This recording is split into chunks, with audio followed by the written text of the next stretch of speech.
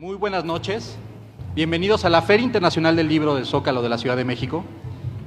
Soy Jaime Contreras, integrante del equipo de edición de Ediciones Proceso, y esta casa editorial les agradece su asistencia a la presentación del libro Los Buscadores, una pieza que trata de un tema que es una herida nacional, los desaparecidos, y que bueno, pues de esta habla también específicamente de esta gente que busca a sus familiares porque la autoridad no ha podido resolver los casos. Y precisamente para ellos voy a presentar a un equipo de periodistas cuya trayectoria es reconocida por su labor. Y bueno, empezamos a presentarlos. Es Marcela Turati,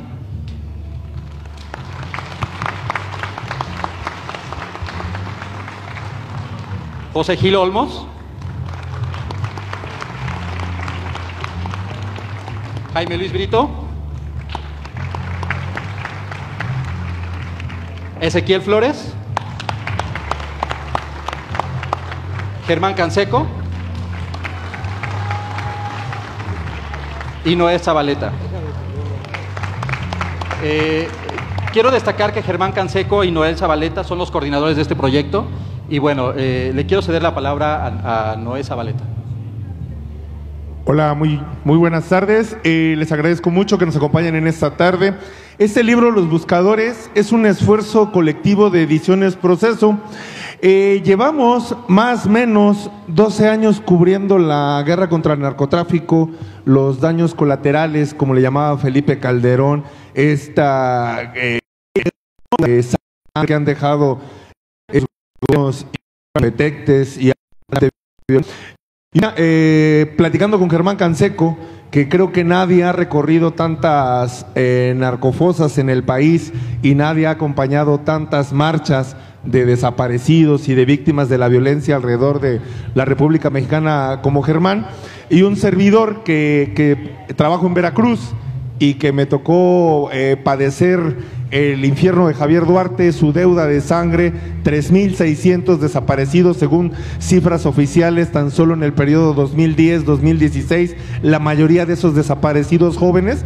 Surgió la idea de por qué no juntar nuestros reportajes, nuestro trabajo de campo, nuestro trabajo de investigación, exhibir las mentiras que nos han dicho nuestros gobiernos estatales de Guerrero, de Morelos, de Tamaulipas, de Veracruz, a nivel nacional, y juntarlos en este libro periodístico muy narrativo, muy cronicable, sobre lo que son testimonios vivos y fieles de las víctimas de desaparecidos en nuestro país.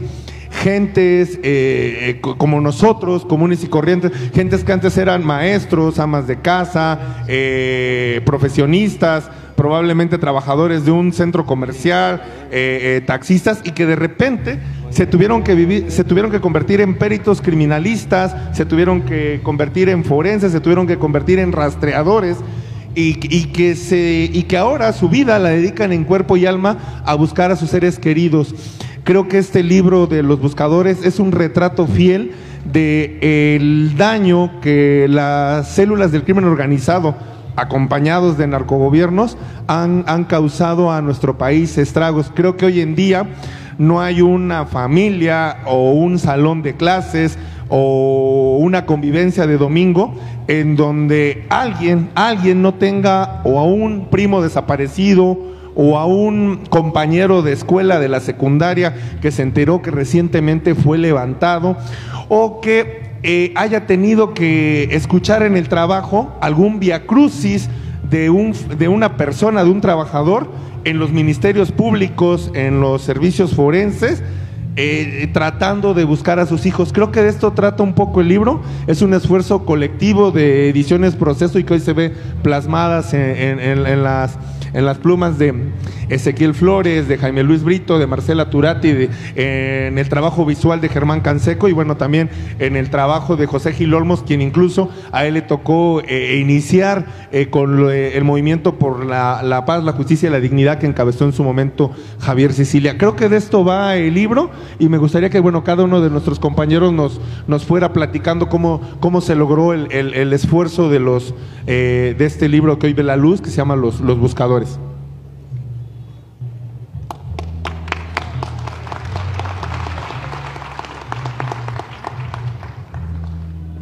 ¿Qué tal? Buenas noches. Los buscadores no deberían de existir. Familias que van deambulando por todo el país buscando a sus seres queridos, buscando en terrenos baldíos, en los cerros, en los lugares más insospechados, tratando de encontrar un jirón de tela, un hueso, algo que les diga que ahí, en esa parte de la tierra, hay personas. Los buscadores, en realidad, como decía Noé, este esfuerzo colectivo, queremos que sea un homenaje a ustedes, a las familias que están buscando a sus seres queridos, a ustedes que nos han enseñado tanto a nosotros reporteros, que de alguna manera en nuestro quehacer cotidiano nos hemos ido perdiendo, ¿no?, en esta maraña de la política, y de pronto nos encontramos ante ustedes y nos reconocemos. Yo recuerdo en una entrevista que hice con varios de las mujeres, porque además permítanme decirles que mucho del movimiento de buscadores, mucho del movimiento de las familias que están buscando a sus familiares, perdón por lo reiterativo, son mujeres, y son mujeres las que están buscando a sus hijos, a sus esposos, a sus sobrinos, etcétera.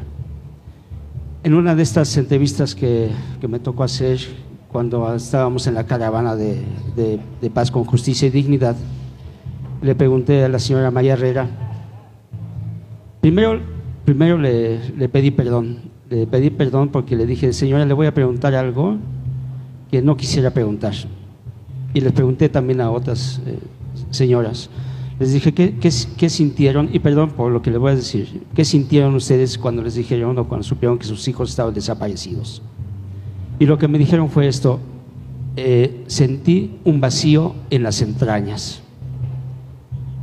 No hay más respuesta tan clara, tan evidente, en el caso de la señora María Herrera, que de las entrañas nacieron sus hijos y de las entrañas ella sabía que se los habían arrancado. Ahí fue cuando yo creo que entendí mucho de todo este movimiento, y también entendí con el paso del tiempo que estas familias, estas señoras, señores, en realidad se estaban convirtiendo en lo que son hoy. Son actores del cambio.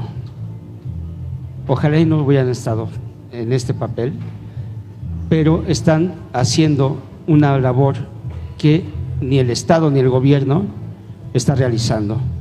Y nosotros como reporteros no hacemos otra cosa más que registrar estas historias y de alguna manera también convertirnos en parte de todo este movimiento. Y nosotros, los reporteros de Proceso, hemos seguido estas historias en todo este país, en este país donde hay una crisis de Estado, una crisis de instituciones, y creo que va a ser el reto principal para el próximo gobierno de Andrés Manuel López Obrador. ¿Qué respuesta les va a dar a estas familias que le están diciendo en los foros, en esos foros que ya ahora son cerrados, le están diciendo no es primero el perdón, lo primero es la verdad, después viene la justicia, viene la reparación del daño y hasta el final el perdón o hasta la amnistía? Entonces sea este el libro un homenaje a ustedes que nos han enseñado tanto lo que es el amor a pesar del dolor. Muchísimas gracias.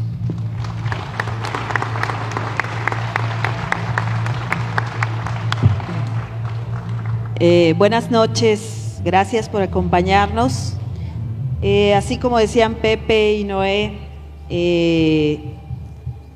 nosotros terminamos publicando o compilando nuestros textos en este libro que dan cuenta de qué pasó o qué ha pasado en nuestro país en estos últimos 12 años, de ser reporteros normales, ¿no?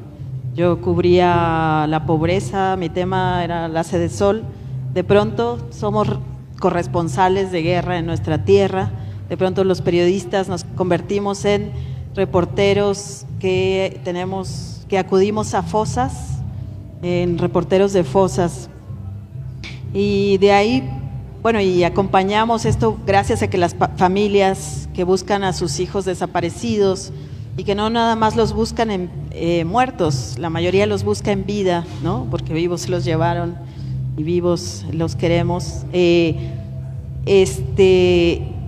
Muchas familias pues nos han permitido este acompañamiento y hemos caminado junto a ellas y hemos visto cómo primero cuando desaparece el familiar se convierten en investigadores, empiezan a investigar, van a todas las procuradurías, a los hospitales, van a las cárceles, a donde recorren cerros, preguntan por terrenos baldíos por todos lados a ver si los tienen presos, si alguien se los llevó reclutados forzadamente. Después vemos también que se empiezan a convertir en abogados, aprenden leyes, ahorita hicieron la ley general contra la desaparición, se convierten en defensores de derechos humanos. Y algo que también vimos en este país en los últimos años, y todo esto habla de las carencias y del cómo el Estado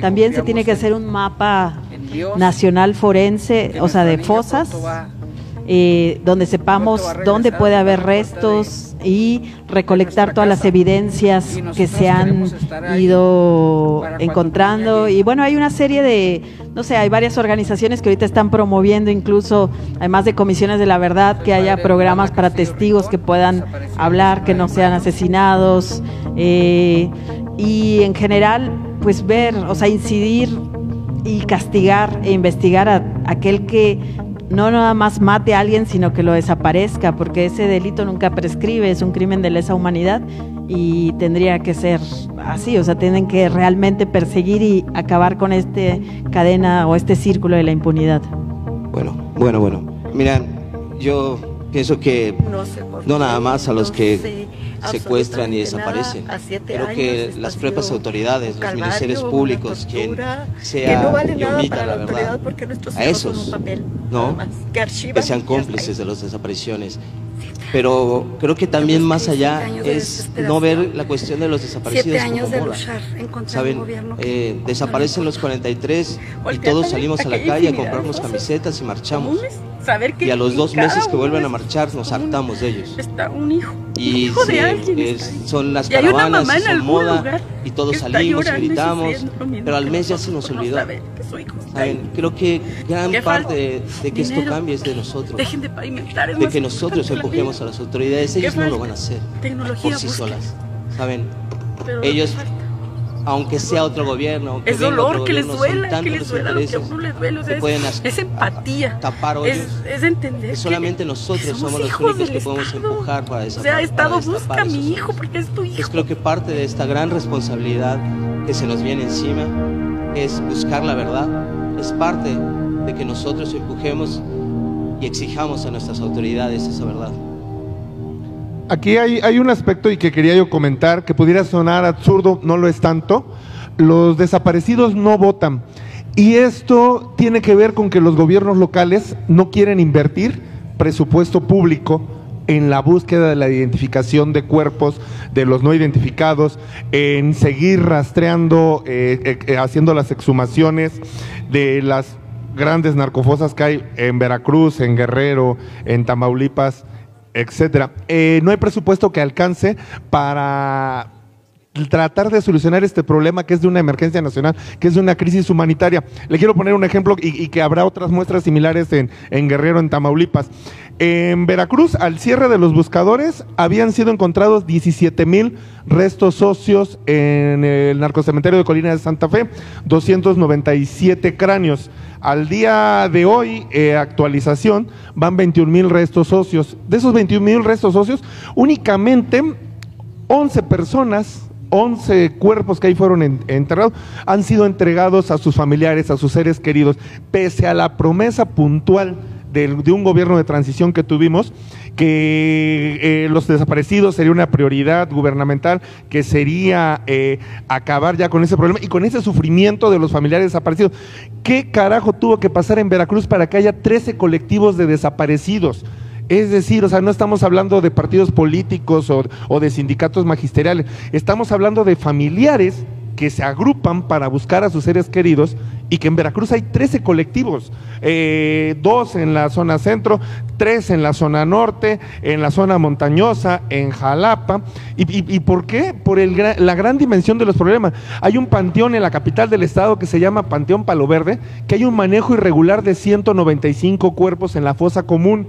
Y que este es un error gubernamental, o sea, no fue una pifia del narcotráfico, no fue un tema de pugnas entre cárteles de la droga, sino fue un tema de un desaseo total de la Fiscalía General del Estado. Y esto, a su pregunta concreta, es un rezago muy grande que los próximos gobiernos entrantes, federales y locales, que entrarán a partir del 1 de diciembre, tendrán voluntad, sí, tendrán las ganas, no hay el presupuesto, que tengan la capacidad y que tengan la sapiencia para de dónde van a comenzar, porque ese será el gran problema, ¿de dónde van a comenzar? Ha habido reuniones previas con los colectivos de desaparecidos y yo ya veo francos desencuentros entre el gobierno federal entrante y el gobierno local que está por entrar en funciones y que además son del mismo partido político que es Morena, ¿no? Entonces creo que Esto tendrá que ser una exigencia ciudadana, tendrá que ser una exigencia de los colectivos de Veracruz, pero también de los colectivos desaparecidos de Guerrero, de Tamaulipas, de todo el país.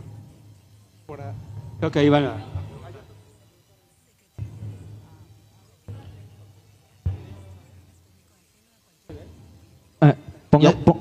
Pongamos el video de una vez, mejor para... ¿Se escucha el video? Bueno, somos puras mujeres las que estamos aquí. Le vamos a poner madres con hijos desaparecidos. No tiene uno más que decir, más que hablar con la experiencia. Hasta el morir, no dejar de luchar. Están declarando que había cárcel clandestina, están declarando que estaban desaparecidos, que ya los tenían. Hay fotografías donde los muchachos están torturados, pero que el Estado reconozca todos nosotros sí podemos conocer más sobre porque los yo no buscadores. soy sola, yo represento yo creo que como el movimiento. sociedad y los colectivos, creo que el segundo paso es obligar a la autoridad, a las fiscalías, a cumplir y hacer su trabajo.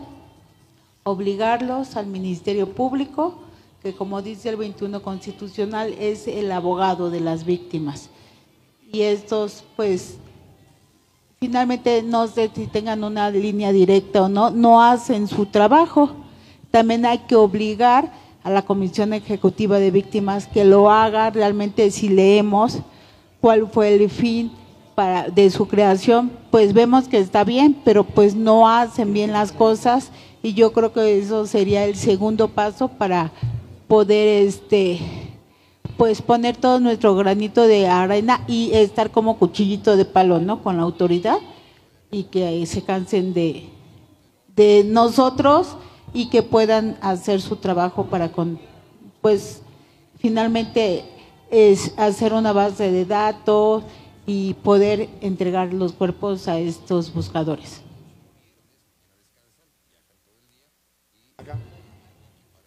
Con Mari.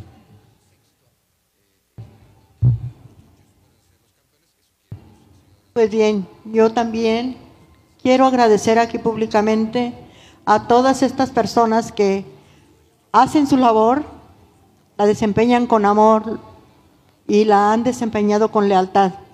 Y también decirles que están en un grave peligro, porque la mayoría de los periodistas, reporteros que nos han acompañado, muchos ya están muertos. Y la sociedad pareciera que también está muerta, pareciera que no nos escuchan. Lo que decía aquí la señora, ¿cómo vamos a obligar o a enfrentar a este nuevo gobierno?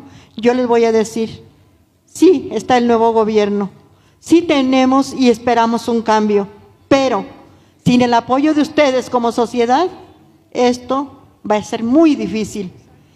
Y les quiero decir algo más, el problema no es familiar. A mí ya me arrebataron mis 4 hijos, un sobrino y el esposo de una nieta.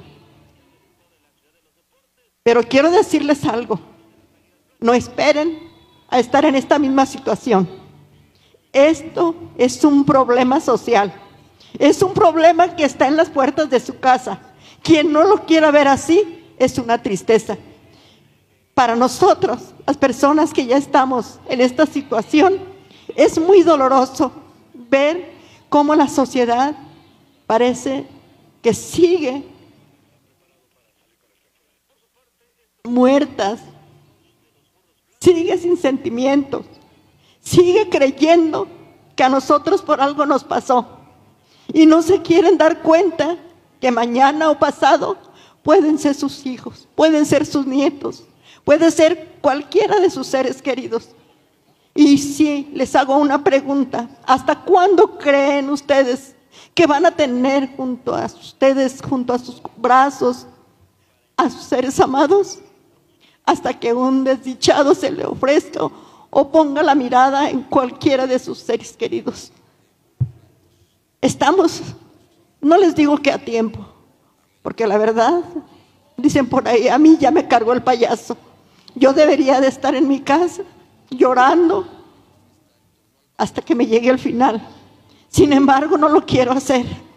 Quiero seguir luchando y quiero seguir gritando hasta que me escuchen. Y no espero que me escuche el gobierno, Espero que me escuche la sociedad.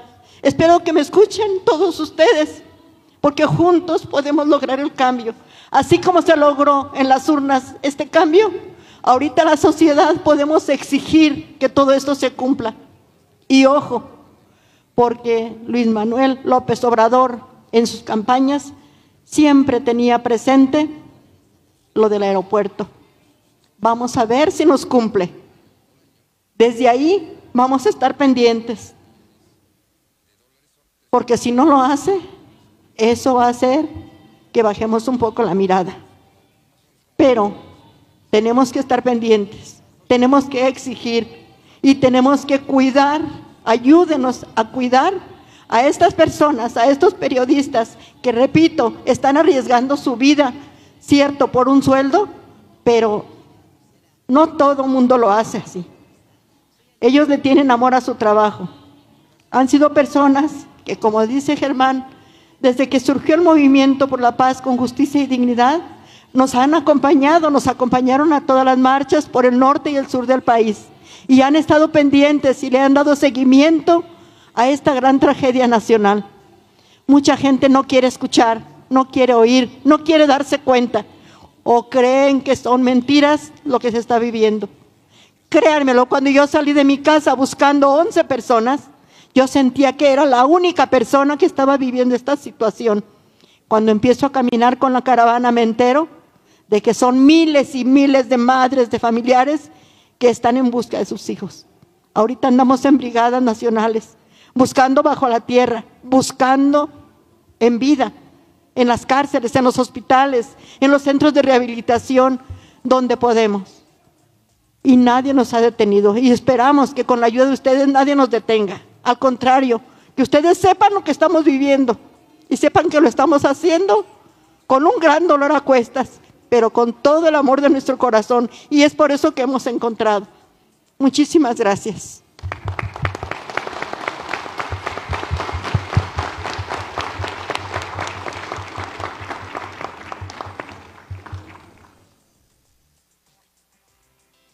Buenas noches. Mi comentario va en el sentido de la compañera. Creo que estamos viviendo tiempos de horror y de terror.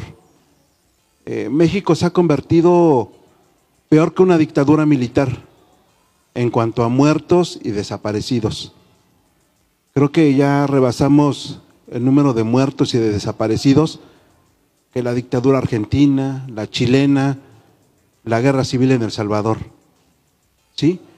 Ahora que fue canonizado Monseñor Romero, daban el dato de que la guerra civil en El Salvador murieron 75,000, aproximadamente 75,000 salvadoreños. Nosotros ya rebasamos eso. Y como dice la compañera, creo que seguimos anestesiados. O una parte de la sociedad mexicana sigue anestesiada y otros que estamos despertando. Gracias al trabajo de ustedes, porque por ustedes nos enteramos de toda esta pesadilla que está viviendo el país y la sociedad mexicana. Ahora, mi preocupación va en el sentido de que el Estado por dentro está podrido.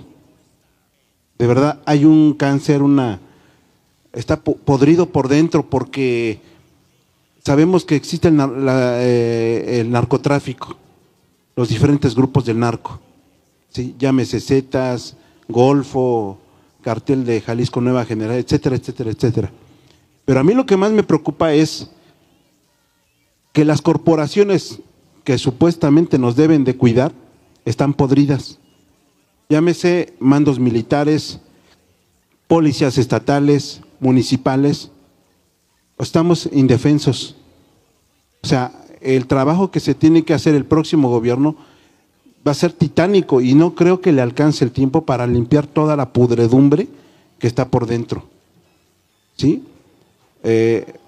Creo que tendría que hacer uso y echar mano de organismos internacionales de derechos humanos para limpiar la casa, porque no creo que por los propios recursos del propio gobierno que está por entrar le alcance para limpiar toda esta pudredumbre, este cáncer, y tengamos un medio una medianía de seguridad como sociedad.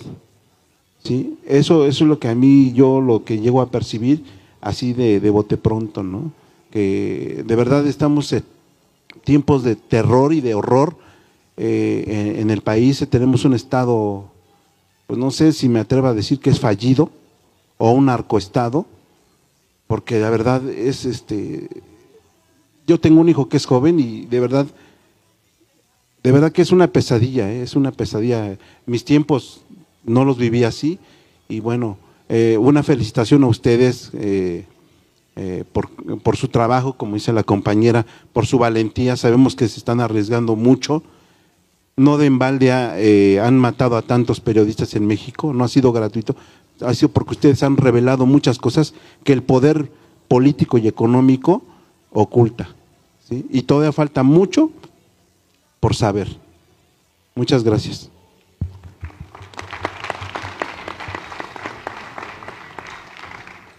Buenas noches. Me llamo David Juárez, soy lector de la revista Proceso desde hace ya muchos años. Los he leído, los he seguido, conozco el trabajo de todos ustedes.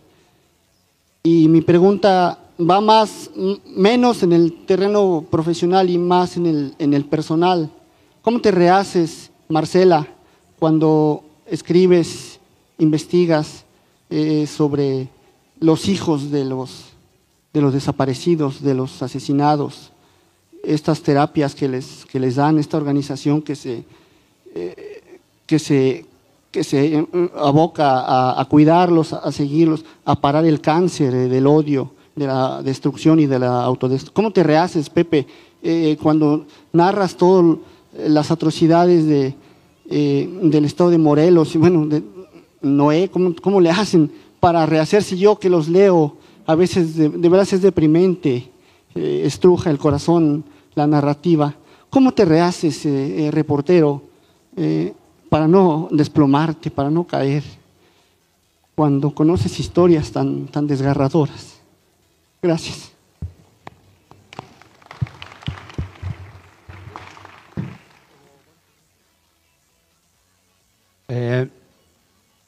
Son muchas preguntas y creo que tenemos aquí una coincidencia.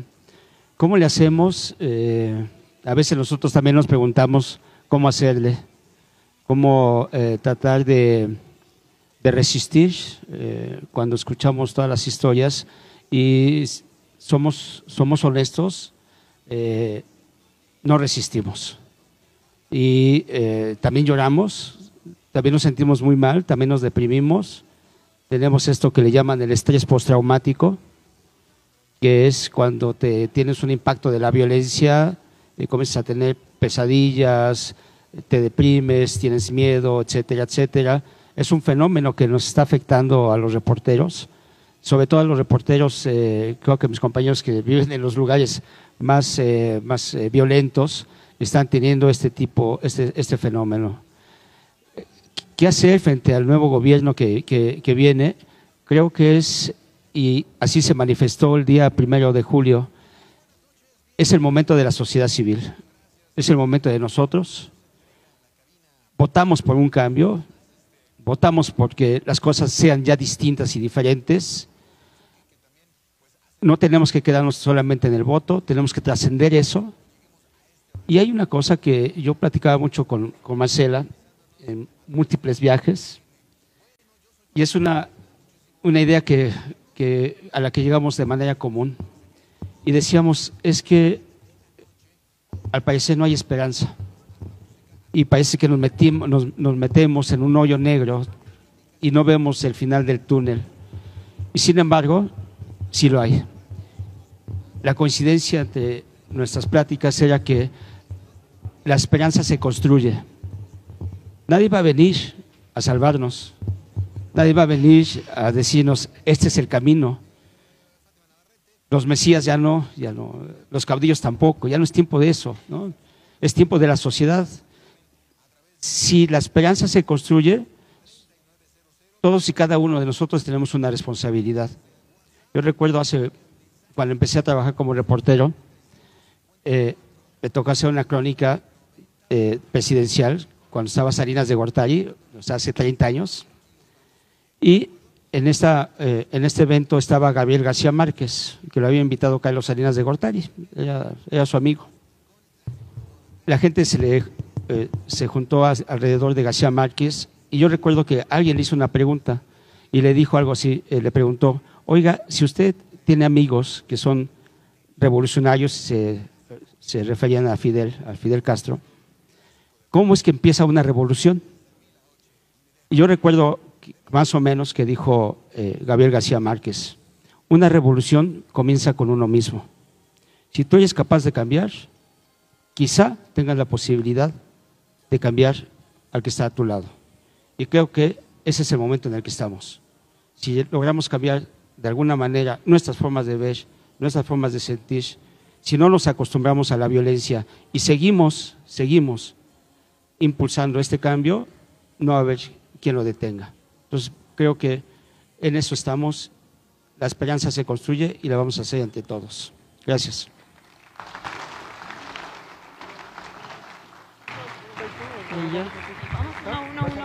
Ok.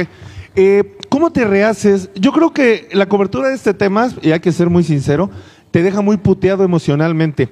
O sea, tú no visualizas qué tuvo que pasar para que Victoria Delgadillo Romero, una señora que desde hace 7 años lleva buscando a su hija Yurenis Citlali, la única alegría que le ha dado la PGR fue hace 2 años al colocar un espectacular de que se busca a Yurenis Citlali y una lona grandísima a la mitad del trayecto entre la casa de Victoria Delgadillo y su centro de trabajo, y que a partir de ahí todos los días Victoria le puede decir: hija, te amo, hija, buenos días, y que a veces en ese trayecto ella está ya en llanto.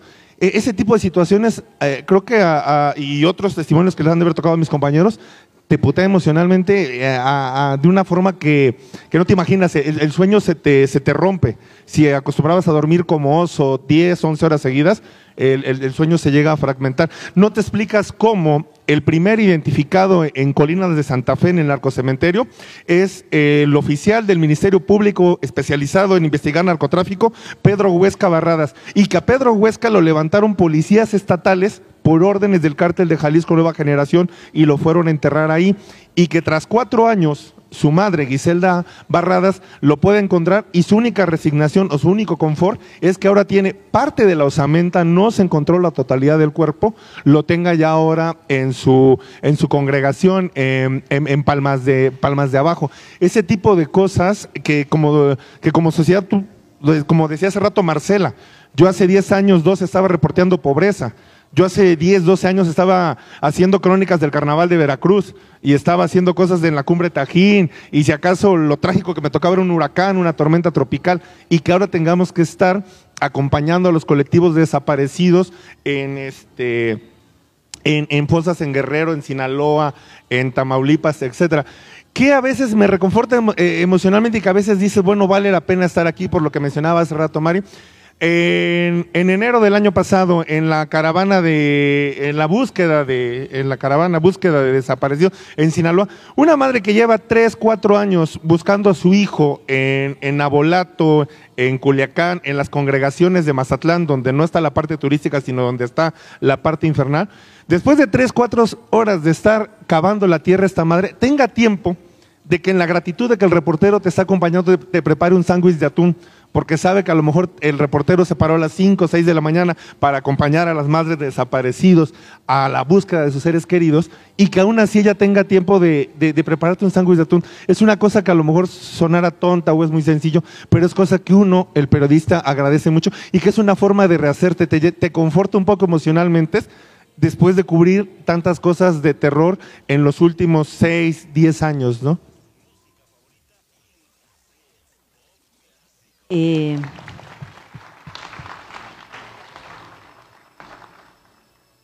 Bueno, eso que señalan de cómo hacemos, cómo nos recomponemos, es toda una pregunta que me he estado haciendo desde que empecé a ver los síntomas que tenemos muchos periodistas, pues que cubrimos y acompañamos a las víctimas, que eso sí, para nada se compara la soledad, con el dolor, con todo lo que pasan en sí las familias, ¿no?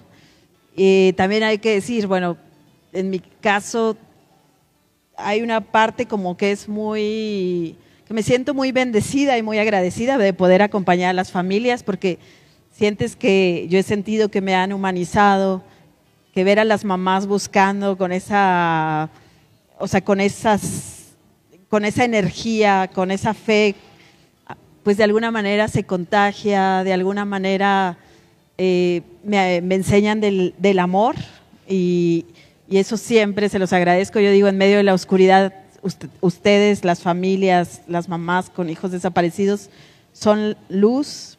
Y bueno, en esta exploración empecé a inventar un taller que hago con periodistas que se llama ¿Cómo cubrir el dolor? Y cuando empezábamos a hablar, pues esto de cómo aproximarse a las víctimas para no revictimizarlas y tal, siempre en estos talleres surgían estas preguntas de ¿sigo siendo periodista si lloro? ¿Tengo miedo? ¿Qué hago con el miedo? Y poco a poco pues empecé a copiar a los psicólogos a los que acompaño, porque me invitan mucho a las sesiones que hacen con familiares con desaparecidos. Entonces, pues le puse una segunda parte que es así también además de cómo acercarte a las víctimas, es qué hago con mi propio dolor. Y esos talleres yo he aprendido mucho, y una de las cosas más importantes es que los periodistas nos platiquemos lo que estamos viviendo. Es muy importante compartir la solidaridad de cuando a alguno le pasa algo, que estén todos, crear unas redes de apoyo incluso por WhatsApp. Yo tengo, varias amigas tenemos, que de pronto decimos, estoy reporteando, yo tengo una amiga que está embarazada y estaba reporteando los trailers en Jalisco y se estaba empezando a sentir muy mal, y entonces de inmediato ya sabía que tenía que mandar ese mensaje de estoy mal, ¿qué hacemos?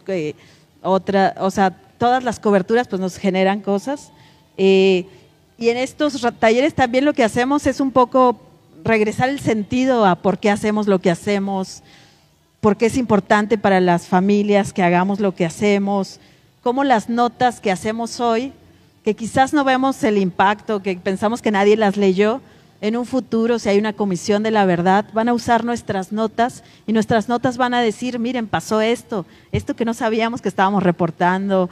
Si Ezequiel está todo el tiempo acompañando a las familias, y cada dato que da Ezequiel, si en un futuro hay justicia, esas notas se van a usar y son importantes, y ahí como que recargar la energía. Entonces, esto también de celebrar, de acompañar a las familias cuando celebran, porque también hay momentos que nos convidan en esos gestos de amor, es el cumpleaños de algún familiar, no todo es drama, y entonces estar en esos momentos también es muy bello.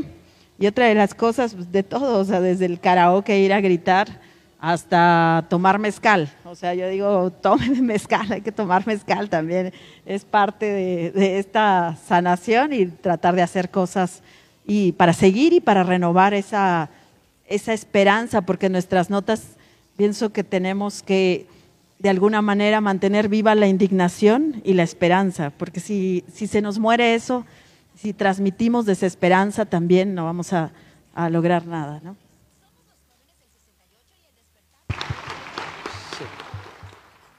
A ver, digan.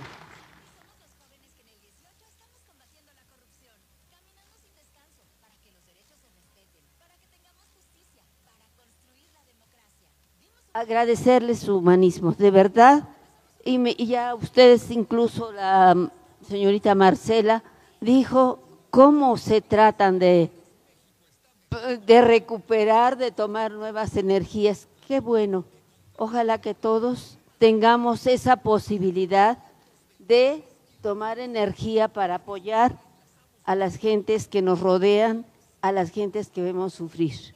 Ojalá que continúen ustedes con su labor y que muchos los acompañemos, porque estamos esperando del gobierno, y va, como dijo alguien aquí, no, vamos a tener que hacer cada uno de nosotros nuestra parte. El gobierno, incluso muchas gentes cercanas a nosotros, yo ya lo he visto, dicen pues ya ni modo, que descanse en paz en donde quiera que esté, pero mucha gente no se resigna a eso. Entonces ustedes les ayudan a verlo de otra manera. Gracias a todos, a cada uno. Bueno, rápidamente, miren, antes de contestar la pregunta de cómo la hacemos, yo les quisiera hacer una pregunta a ustedes o un ejercicio. Si se les pierden las llaves de su casa o el celular, se sienten vulnerados, sienten que alguien se metió en ustedes, que perdimos algo. Ahora pensemos en alguien que sabemos a qué huele, cómo se oye, cómo respira. Pensemos en eso, un segundo nada más, y en la gente que lo está viviendo. ¿Y cómo hacerle para sobrevivir o sobrepasar esto? Pues hacer esto, hacer un libro, compartirlo con ustedes, compartirlo con nosotros. Lo que dijo Marcela es cierto, no hay mejor manera de sacar lo que uno tiene que platicarlo, y platicarlo con el otro que sabe lo que se siente, que sabe lo que está viviendo. Y bueno, créanme que para mí el haber hecho este libro con estas personas fue una catarsis, fue una manera de sacar muchísimas cosas que tenía, mucho miedo que tenía, y la verdad que les agradezco mucho a todos que me hayan ayudado hasta en eso, pero creo que esa es la mejor manera de poder sacar esto, es hablarlo, decirlo, denunciarlo, ¿no? Gracias.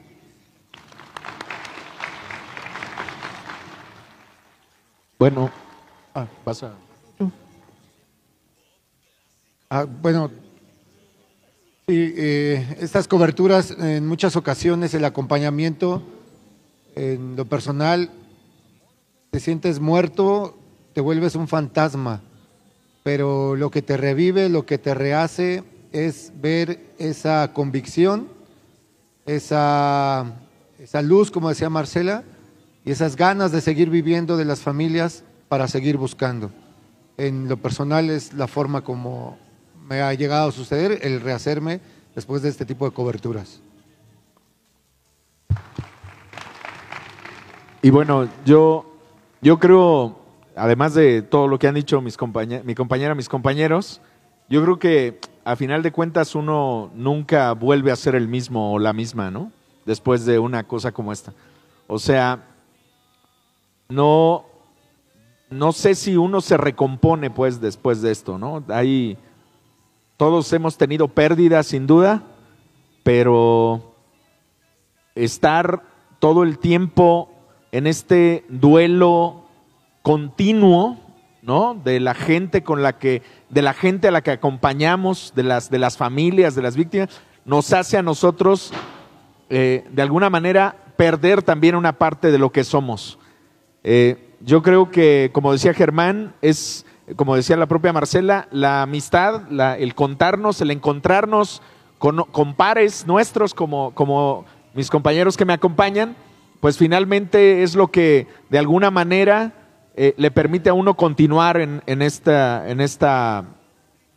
vida y en esta profesión, en este oficio, por una parte, y por la otra, me parece que escribir, a final de cuentas, habría que preguntarle a las familias cómo le hacen para recomponerse, si se recomponen, cómo le hacen para vivir, cómo le hacen para despertar todos los días y seguir adelante, porque uno al menos escribe o toma fotos o comunica a otros o cuenta historias, cuenta estas historias, por lo menos uno tiene esa posibilidad de, sin saber a dónde llegan, ¿no? O quién las lee o quién las revisa, uno tiene la posibilidad de poner ahí en esa vitrina, que en este caso se llama Proceso, estas historias. Pero ¿y las familias? ¿Y las madres? ¿Y las buscadoras? A mí me parece que si uno no es el mismo, no es la misma al día siguiente o el mismo día que cubre una historia, pues siempre uno tiene otras posibilidades que en este caso las familias, las madres no tienen. Entonces yo coincido con todos mis compañeros y como decía Pepe, hay que construir la esperanza, pero la esperanza solo se construye en colectivo, solo se construye con la otra, con el otro, porque la esperanza de una persona en lo individual en realidad encuentra siempre límites que solamente son vencidos si construimos la esperanza con la otra o con el otro. Muchas gracias.